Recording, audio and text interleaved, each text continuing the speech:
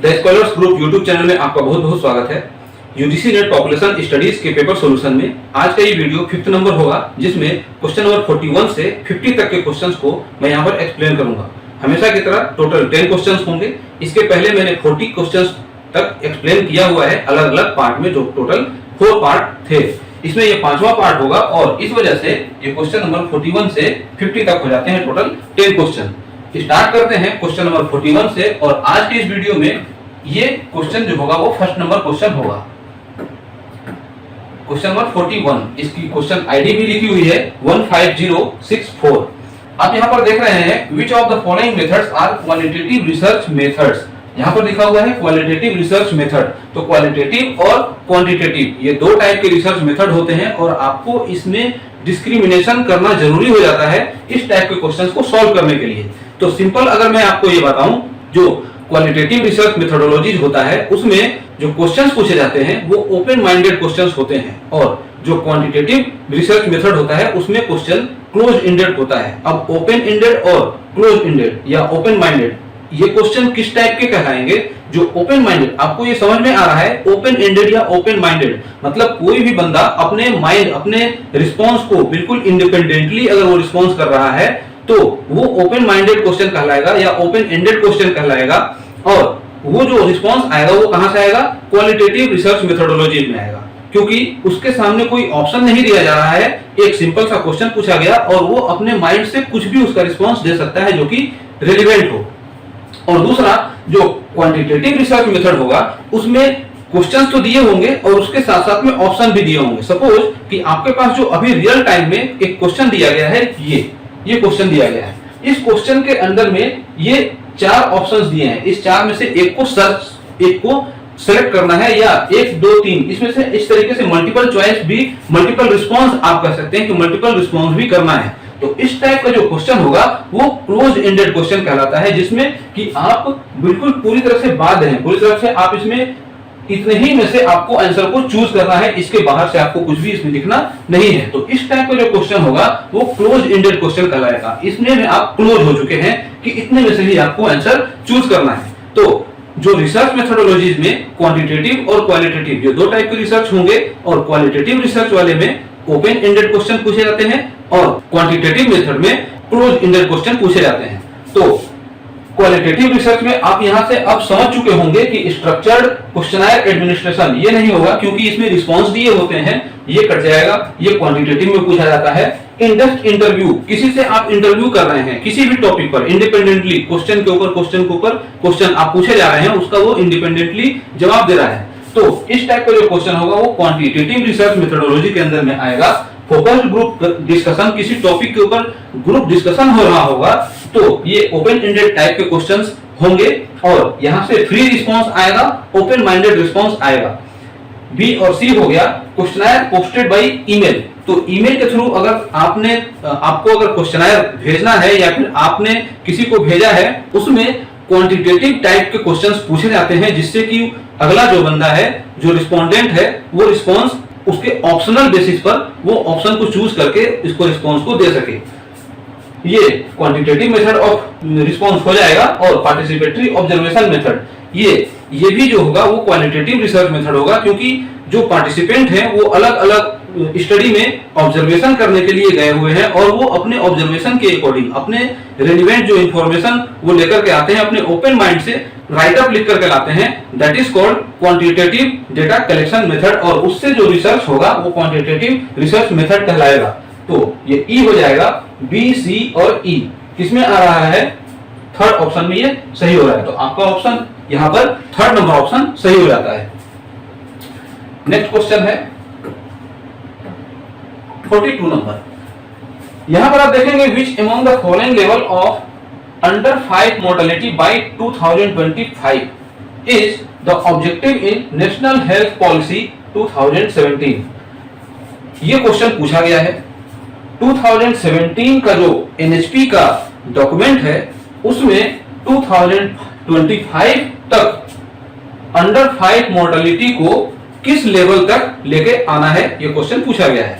Answer यहां पर 23 हो जाएगा। आप जब इसके डॉक्यूमेंट को पढ़ेंगे एनएचपी नेशनल हेल्थ पॉलिसी 2017 जब पेपर डाउनलोड करेंगे, ओरिजिनल पेपर डाउनलोड करेंगे, तो वहां पर इस कीवर्ड को सर्च करेंगे अंडर 5 मोर्टेलिटी। आपको इसका जो लेवल है, किस लेवल तक लेकर आना है, ऑब्जेक्टिव क्या है, ये साफ साफ लिखा हुआ मिलेगा। उसके स्क्रीनशॉट को मैंने यहां पर लगाया हुआ है, आप नोट डाउन कर लीजिए।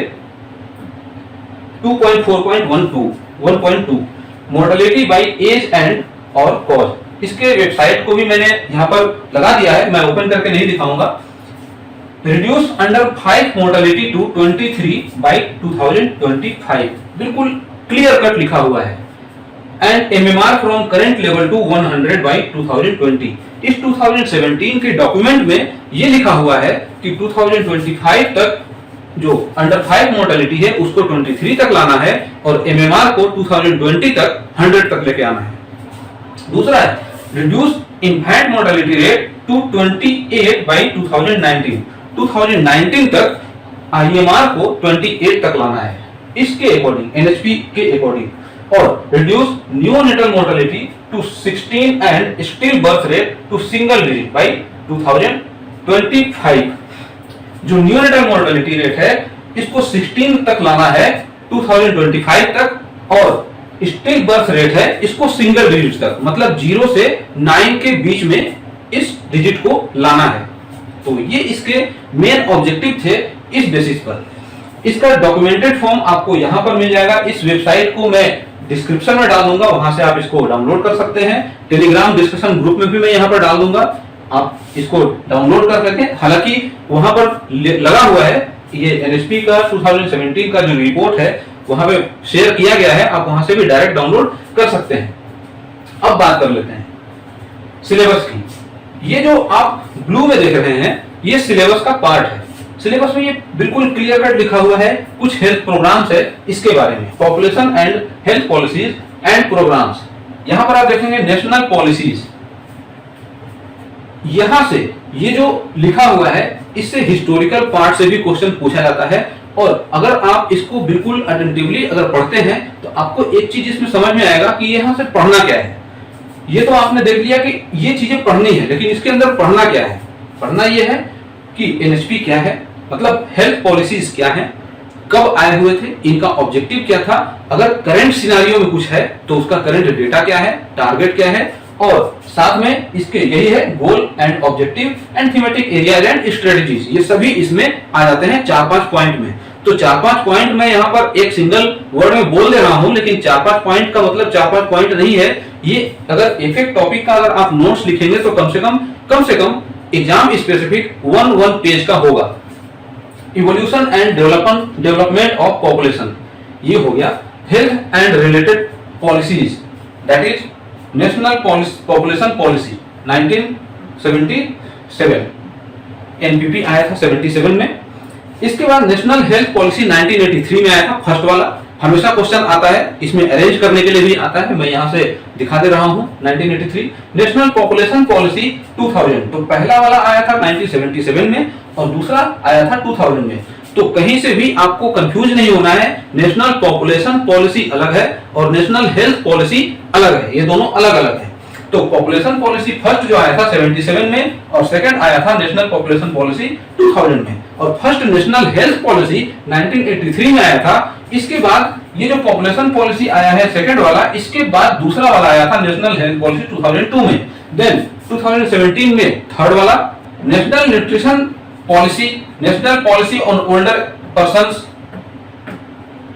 सोशल सिक्योरिटी और elderly, legislation to protect elderly. ये इस टाइप के जो पॉलिसीज हैं, इसमें ये इसके ईयर नहीं लिखे हुए हैं, तो इस ईयर को आपको गूगल से सर्च करके इसके एटलीस्ट जो पॉलिसीज हैं, ये पॉलिसीज कब आए थे, इनका ऑब्जेक्टिव क्या था, करंट में अगर कुछ सिनारियो है तो उससे रिलेटेड डेटा, इतना से आपका यही चीजें पढ़नी होती हैं कि मेन जो चीज क्या है वो कब आया था, उसका हिस्टोरिकल पार्ट क्या है, ऑब्जेक्टिव क्या है, और डेटा अगर आएगा तो अगर करंट में इससे रिलेटेड कुछ अगर इवेंट हुए हैं, कुछ अगर घटनाएं हुई हैं, तो यहां से क्वेश्चन करंट में बनेगा।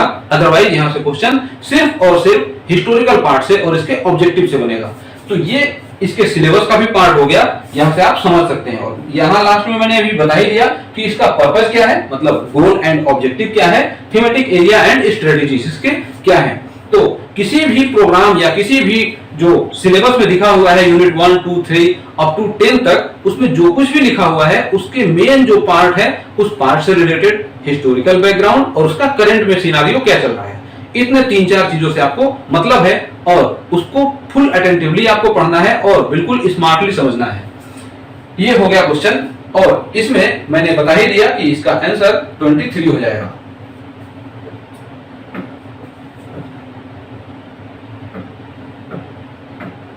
क्वेश्चन नंबर 43 है, which of the following is used to compare mortality status of two countries. दो कंट्री के बीच का मोर्टालिटी स्टेटस हम लाइफ एक्सपेक्टेंसी से गेन करते हैं। तो सिंपल सा, यहाँ पर क्रूड डेथ रेट ये तो रोबस्ट मेजर है, एज स्पेसिफिक डेथ रेट ये स्पेसिफिक एज ग्रुप में क्या मोर्टालिटी का कंडीशन है हम इसे देखते हैं। लाइफ एक्सपेक्टेंसी एट बर्थ ये दो कंट्री के बीच का जो मोर्टालिटी का कंडीशन है वो बताता है लाइफ एक्सपेक्टेंसी। और इन्फेंट मोर्टालिटी ये एक सीरियस और इसको कह सकते हैं सेंसिटिव मेजर ऑफ मोर्टालिटी ये होता है। तो ये जो कंपैरिजन करने के लिए हम लाइफ एक्सपेक्टेंसी एट बर्थ इसका यूज करते हैं। Life expectancy is the most commonly used measure used to describe a population's health. Population के हेल्थ को डिस्क्राइब करने के लिए लाइफ एक्सपेक्टेंसी या लॉन्गेविटी भी इसको कहते हैं, इसका यूज करते हैं। इसमें आंसर 3rd नंबर सही हो जाएगा। क्वेश्चन नंबर 44 है, which among the following are associated with Everett Lee theory of migration.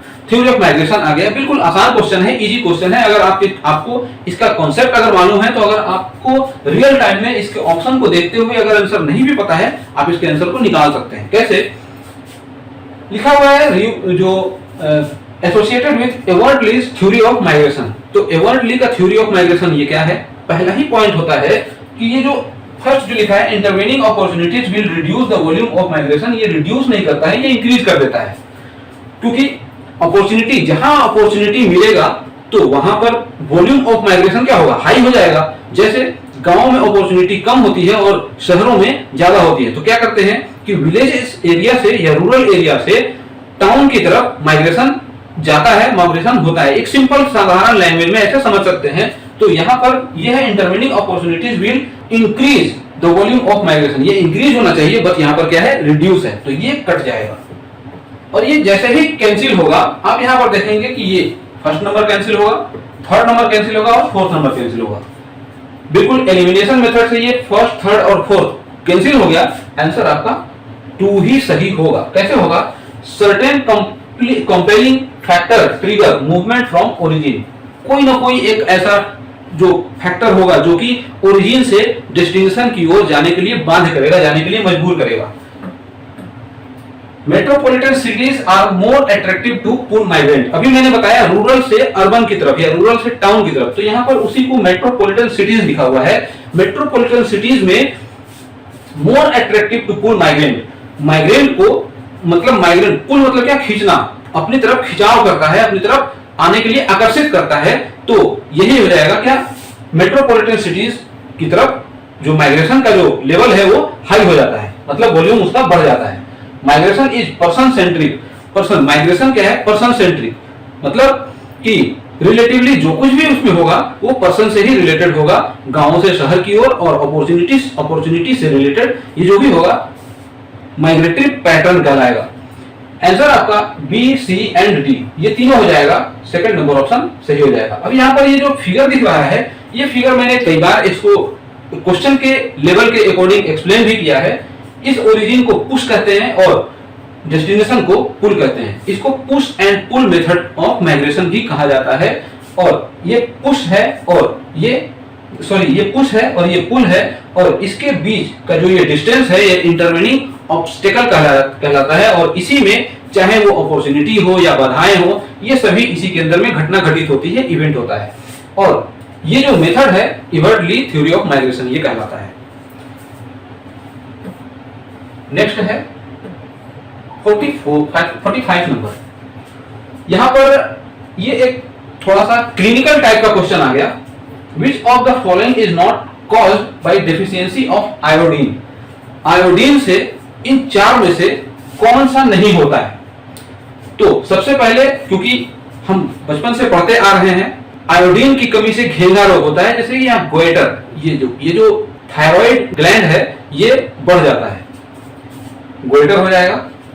दूसरा, न्यूरोमस्कुलर वीकनेस, ये इसी के वजह से हो जाता है, आयोडीन डेफिशिएंसी से। और एंडेमिक क्रेटिनिज्म, ये भी हो जाता है। जिस एरिया में आयोडीन की कमी होती है वहां पर ये इस टाइप के जो रोग हैं वो दिखाई देते हैं। इसको मैंने यहाँ पर लिख भी दिया है, abnormal enlargement of the thyroid gland. ये जो ग्लैंड है, ये फिगर में दिख रहा है, ये जो ग्लैंड है ये ग्लैंड थायराइड ग्लैंड कहलाता है और ये एबनॉर्मली बढ़ जाता है।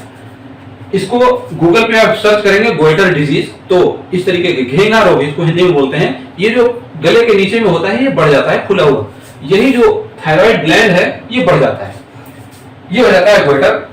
दूसरा, neuromuscular weakness, decrease in the strength of the muscles due to problems in the communication between the nervous system and the muscles. Nervous system और मसल्स के बीच जो कम्युनिकेशन गैप हो जाता है, जिसकी वजह से ये जो है गोइटर ये बढ़ने की जो कगार पे पहुंच जाता है, न्यूरोमस्कुलर वीकनेस इसकी वजह से होगा। Endemic cretinism, a medical condition associated with iodine deficiency, particularly in regions where there is insufficient iodine in the diet. Diet में आयोडीन की कमी के कारण ये एंडेमिक क्रेटिनिज्म, इस टाइप के जो डिजीज हैं ये हो जाते हैं, जो कि ये तीनों है आयोडीन डेफिशिएंसी से होता है। तो जिसके से नहीं होता है वो क्या है, हाइपरथायरॉयडिज्म। और इसी फिगर को यहाँ पर इस तरीके से दिखाया गया है। बायोलॉजिकली जो बायोलॉजी के या जो क्लिनिकल से रिलेटेड जो टर्म्स होंगे और जो कुछ आपके कलीग्स होंगे उनसे आप इस क्वेश्चन से रिलेटेड कुछ और डिस्कशन कर सकते हैं। इसमें और भी कुछ चीजें आपको मिल जाएगा और वो आपको एक्सप्लेन करके समझा सकते हैं।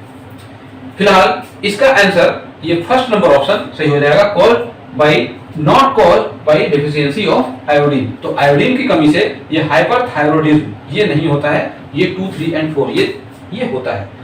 Iodine deficiency, shortage of iodine in A persons body, ये मैंने लिख दिया है, हालांकि आपको ये मालूम है, मैंने बताया भी पहले। नेक्स्ट है 46 number, which of the following data source give the most reliable information on children ever born.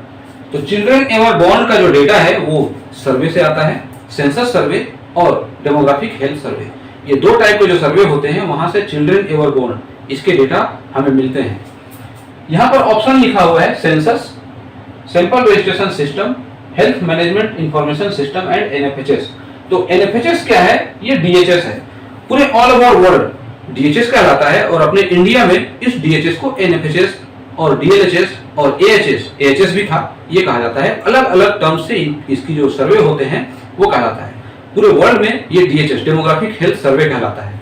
क्योंकि इंडिया में ये नेशनल, मतलब हम इंडिया के परटेक्स में बात कर रहे हैं, तो ये एनएफएचएस हो जाता है, नेशनल फैमिली हेल्थ सर्वे। या डिस्ट्रिक्ट लेवल होता था तो district level house hold and family district level health survey, और एएचएस जो था एनुअल हेल्थ सर्वे।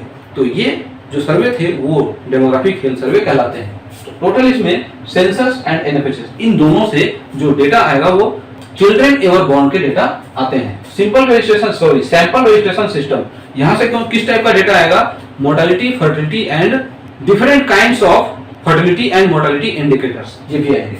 तो सैंपल रजिस्ट्रेशन सिस्टम से। और हेल्थ मैनेजमेंट इंफॉर्मेशन सिस्टम, ये HMIS है, ये हेल्थ के जो अलग अलग ट्रेनिंग से रिलेटेड डेटा है, हेल्थ ट्रेनिंग से, वो यहाँ पर मैनेज किए जाते हैं। Health management information system HMIS। Answer यहाँ पर A एंड B, ये second number option, sorry A and D, ये फोर्थ नंबर ऑप्शन सही हो जाएगा। ये पूरा डॉक्यूमेंटेड जो फॉर्म है वो यूनाइटेड नेशंस के वेबसाइट पर आपको मिल जाएगा। मैंने यहाँ पर इसको लगाया हुआ भी है, इसको मैं यहाँ पर पहले क्लिक कर देता हूँ और वहीं से इसके स्क्रीनशॉट को लगाया हुआ है।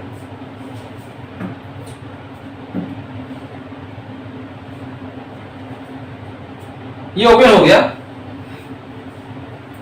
चिल्ड्रेन एवर बोर्न, ये चिल्ड्रन नेवर बॉर्न का ये पेपर है, और थोड़ा सा इसको मैं बढ़ा दूं।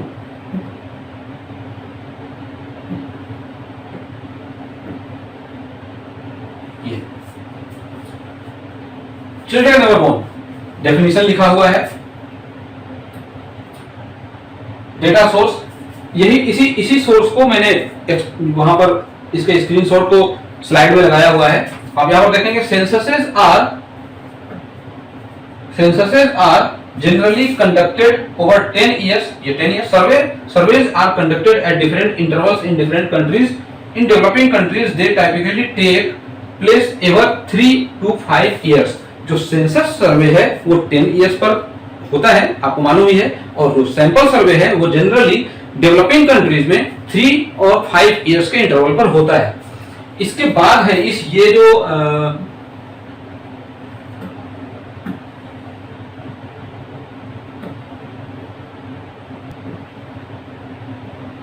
इसी में कहीं पर है,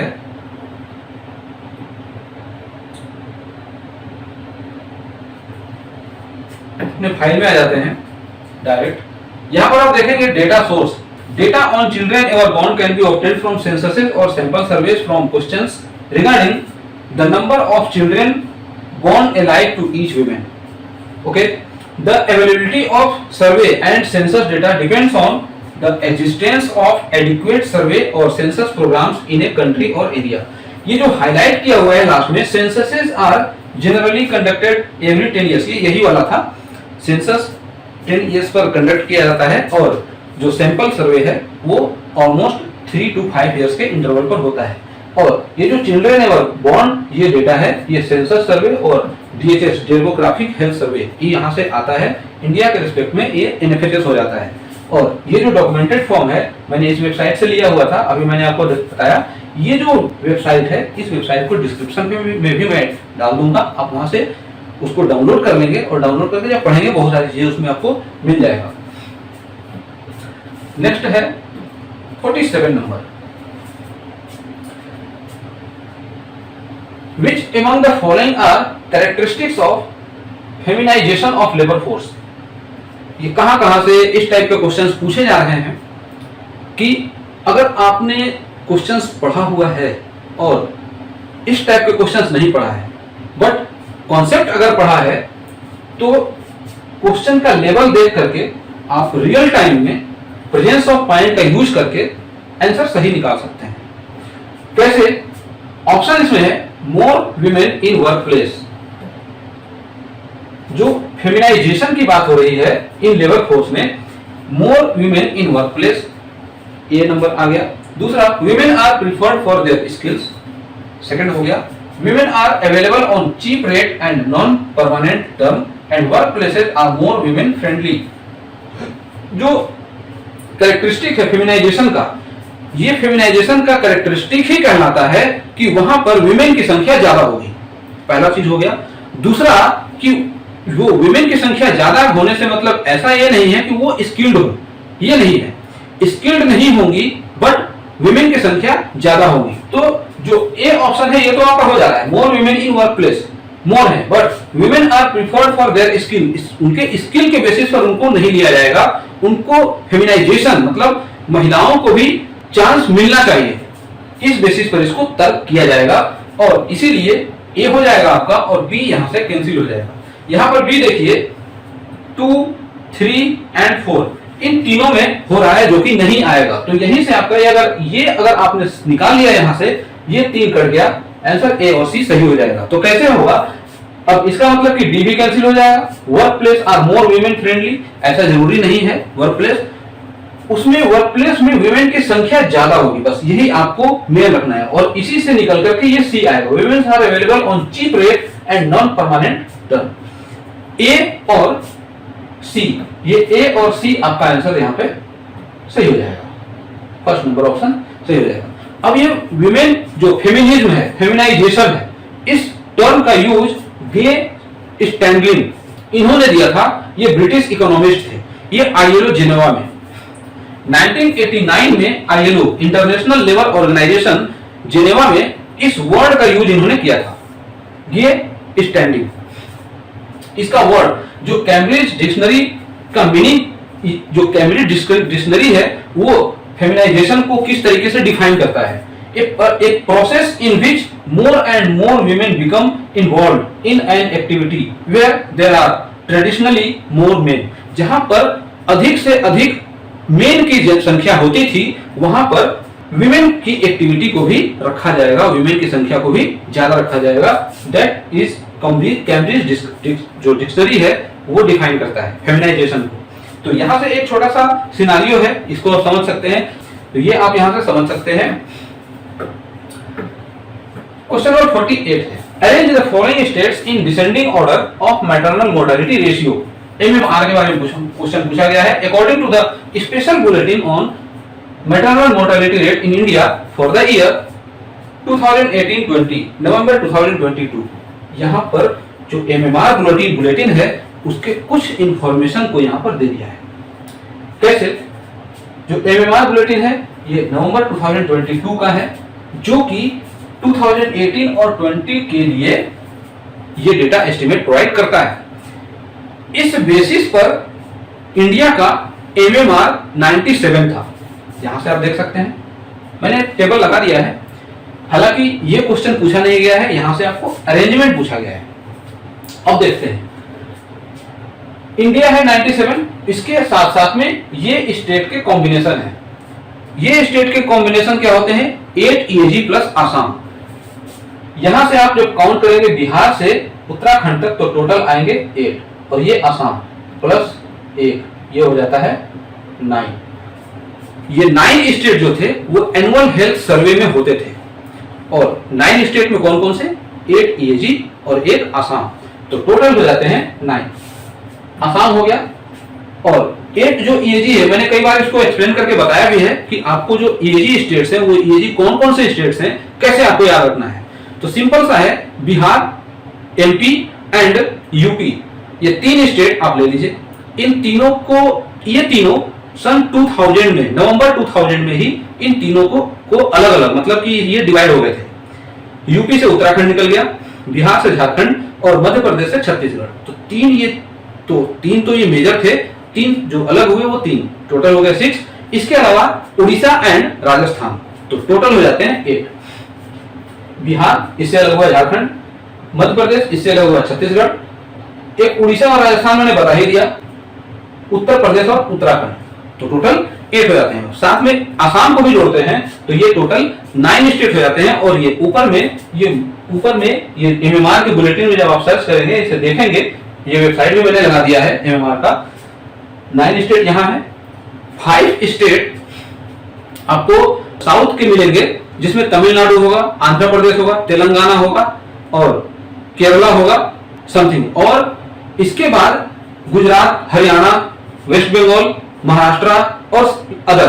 तो इसको जब आप देखेंगे तो इस तरीके से आएगा। यहाँ पर इंडिया की कंडीशन 97 है, और यहाँ से ये जो रिपोर्ट है, असम का एमएमआर 195 है। और सबसे बड़ी बात ये है कि असम का जो एमएमआर है सबसे मैक्सिमम इसी असम का ही है 195, इसके बाद ही इन सबका नंबर आता है। तो आप यहाँ से अरेंजमेंट देख लीजिए। ये जो है इसको मैंने निकाल करके यहाँ लिख दिया है। अब आपका काम यहाँ से आसान हो जाता है। तो जो क्वेश्चन पूछा गया है, ये क्वेश्चन क्या है? Arrange the following states in descending order. Descending, तो जिसका एमएमआर सबसे मैक्सिमम होगा वो सबसे ऊपर होगा, और जिसका एमएमआर सबसे कम होगा वो सबसे नीचे होगा। हायरार्किकल लेवल में आप यहाँ से इसको अरेंज कर लीजिए और फटाफट कमेंट बॉक्स में कमेंट कर दीजिए। इसका आंसर आप बता दीजिए। फिलहाल ये जो रिपोर्ट है, ये रिपोर्ट मैं आपको दिखा देता हूं।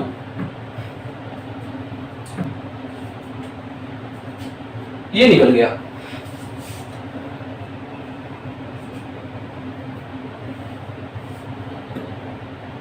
ये नहीं है, यहां पे मैंने डाउनलोड भी करके रखा हुआ है। ये है special bulletin maternal mortality in India 2018-20। ये पब्लिश हुआ था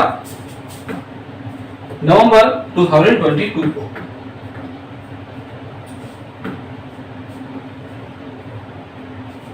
ऐसे आप देख सकते हैं, इसमें बहुत सारी चीजें लिखी हुई है। आप एक काम करें कि ये जो टोटल 4 पेज का है, इस 4 पेज को आप कंसाइज करके आप एटलीस्ट 1 पेज में अपने नोटबुक में लेके आए। इसमें यहाँ से मेन जो टॉपिक्स हैं, मेन जो चीजें हैं, इसको निकाल लीजिए और उतने ही को आप पढ़िए।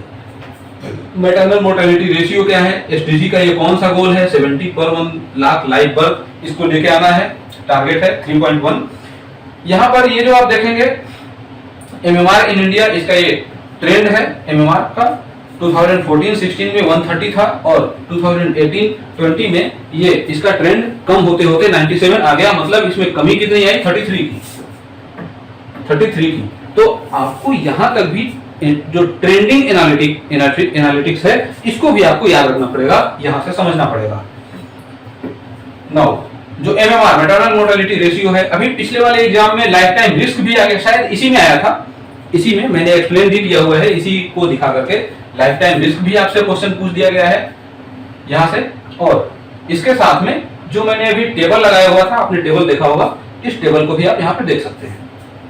ये 97 है और ये 9 हो गया और 1 2 3 4 5, ये 5 साउथ के स्टेट हो गए और साथ में 4 स्टेट ये हो गए, सॉरी 5, गुजरात, हरियाणा, महाराष्ट्र, पंजाब और वेस्ट बंगाल। सॉरी पंजाब छूट गया था, मैंने पंजाब मुझसे छूट गया था, सॉरी उसके लिए। और ये अदर, तो टोटल हो जाते हैं ये यहाँ तक 19, यहाँ तक ये वेस्ट बंगाल तक टोटल 19 हो जाते हैं और ये अदर तो 20। ये 20 के लिए एमएमआर डेटा पब्लिश करता है इस जो बुलेटिन है, इस बुलेटिन में। तो ये अभी आपको याद रखना पड़ेगा। और मैंने यहाँ पर ये आपको क्यों समझाया, ये जो रिकॉर्ड है, ये रिकॉर्ड, इसी रिकॉर्ड से के बेसिस पर आपसे क्वेश्चन पूछा गया है। सिर्फ और सिर्फ ऊपर वाले सेक्शन से आपको इसमें क्वेश्चन दिया हुआ है। आप यहाँ पे देखेंगे उड़ीसा, असम, मध्य प्रदेश, वेस्ट बंगाल भी दिया हुआ है सबसे लास्ट वाला, और उत्तर प्रदेश। तो ये सभी सेक्शन को ऐड करते हुए यहाँ से क्वेश्चन पूछा गया है। तो ये भी याद रखना है कि ऊपर वाले सेक्शन में टोटल 9 है, इसके बाद 5 है, 9 और 5 कितने हो जाते हैं 14, और यहाँ पर 5 + 1 टोटल कितने हो जाते हैं 6, तो 14 + 6 20, तो 20 के लिए ये आता है।